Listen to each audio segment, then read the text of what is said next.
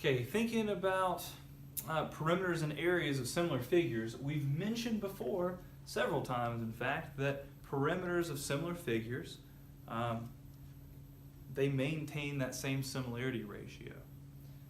But as far as areas go, if the similarity ratio is 1 to 4, then that's going to be the same ratio for the perimeters, but for the areas, it's going to be squared for each. So if it was 1 to 4, now it'd be 1 to 16. If it was 2 to 3, now it'd be 4 to 9, and so on. So here it says, in the given similarity figures, the perimeter of the smaller shape is 50 inches. Determine the perimeter of the larger shape. Well, notice from 4x to 12x, our scale factor is 3. We're multiplying times 3. That's 1 to 3. So that means that to go from 50-inch perimeter, we're going to multiply that by 3. Our new perimeter is going to be 150 inches. The perimeter of the larger shape would have to be 150 inches. Here it says the two triangles have a similarity ratio of 2 to 5. Determine the ratio of their areas and the area of the smaller triangle. Well, if they have a similarity ratio of 2 to 5, the ratio of the areas would have to be 4 to 25. 2 squared, 5 squared.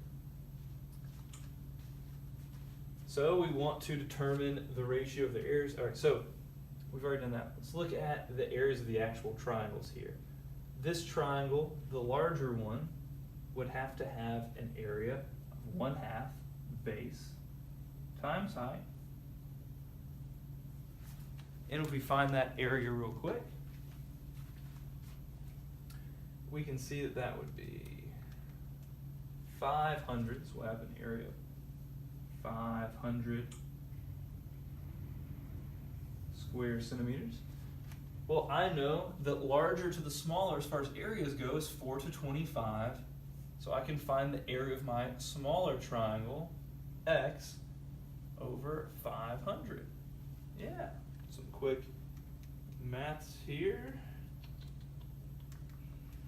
And we get the area of the smaller one would have to be 80 square centimeters. There it is. Here we have some applications. It says a landscape design company has created a plan for a large garden in the shape of an isosceles triangle. Isosceles trapezoid is illustrated in the diagram. The diagram of the garden is in a 2 to 355 ratio with the size of the actual garden. Find the perimeter and area of the actual garden. So this here is the plan. This is just the plan. Oh, yeah. All right, so let's just deal with perimeters first, okay? Well, we can easily find the perimeter of this trapezoid here. 14 plus 8 would be 22 plus 10. The perimeter of this is 32 inches. In fact, I'll go ahead and find the area of this. The area would be 1/2 base 1 plus base 2 times the height. That's how we find the area of a trapezoid. And so this would be 1/2 22 times 4. So our area would be 44 square inches.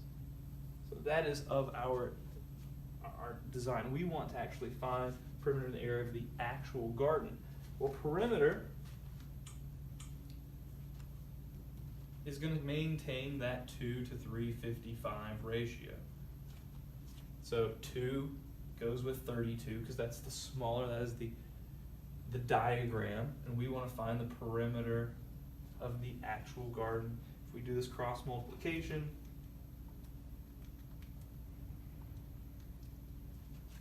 we get a perimeter of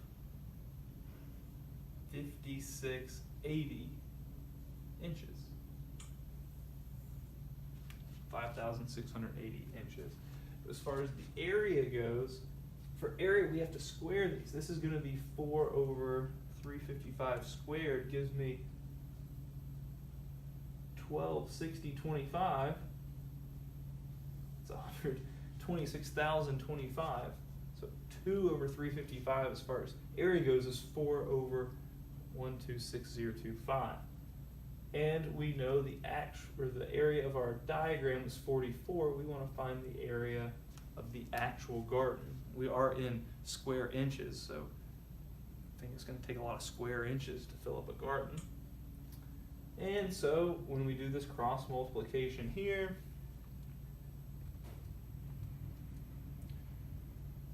we get 1,386,275 square inches. Like I said, it is a garden. It is much bigger than the diagram. That's a lot of square inches, but it's a garden. So, all right, there we go.